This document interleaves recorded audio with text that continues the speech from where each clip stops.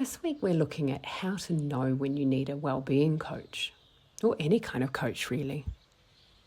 We often think people go to a coach when something major is happening, a big life event, a crisis, a breaking point. But the truth is most people reach out long before that, and this is a great time to reach out. Reach out when things feel off, not broken, just out of alignment. Maybe life looks fine from the outside, but inside you feel stuck, tired, unmotivated, or unsure of which direction to take. The inside doesn't really match the outside. Or maybe you've been trying to change something for a long time, and no matter how hard you try, you keep slipping back into old patterns. So today let's talk about the subtle signs that tell you it might be time for a coach. And often these signs are whispering, not shouting, and they're actually incredibly easy to ignore because of that. Sign number 1, you feel stuck, even when everything looks fine. And feeling stuck isn't always dramatic, it's often quiet. You might feel flat, unmotivated, disconnected from yourself, like the sparks faded. You're functioning, but not thriving. And you might even find yourself thinking, is this it? Or, I'm not unhappy, but I'm not really excited either. This is one of the clearest signs that coaching can help, because being stuck usually means you've lost connection to what you want, what energizes you, or what direction feels right. Sign number 2, you're overwhelmed by information, choices, or noise. Let's face it, the world these days is full of advice. How to eat, how to sleep, how to cope, how to set boundaries, how to be productive. It's overwhelming. And sometimes the problem isn't that you don't know what to do. It's that you know too much and you can't sort out what actually works for you. A wellbeing coach can help you to cut through that noise, simplify the path, and build plans that are doable, realistic, and align with your lifestyle, not someone else's. Sign number 3, old patterns keep coming back, like a bad smell. This is one that I see often. People say, I've tried this before, I can't seem to stick with it, and they blame themselves. But patterns repeat because your unconscious mind is still running the old program. Not because you lack discipline, but because the underlying belief, emotion, or coping mechanism hasn't been rewired yet. That's why I chose to work with NLP, because we don't force the change with willpower. We update the pattern underneath it in the unconscious so that new behaviours feel natural, not forced. Rewired. Sign number 4, you feel pulled in many directions and none of them feel like you. This sign shows up as confusion, indecision, or just a lack of clarity. It's possible you're saying yes too much.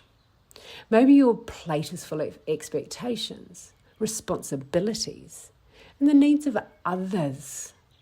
You're constantly shifting and adjusting to the world around you, but not checking in with the world inside you. Coaching can help reconnect with values, your priorities, and the version of yourself that you want to grow into. It gives you permission to choose what aligns and let go of what does not.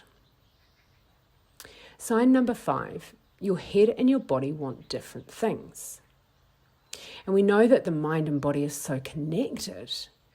And so if you know what you want, clarity, calm, better habits, more energy, but when the moment comes, something inside you pulls you back into the familiar. This mismatch, that creates frustration and guilt.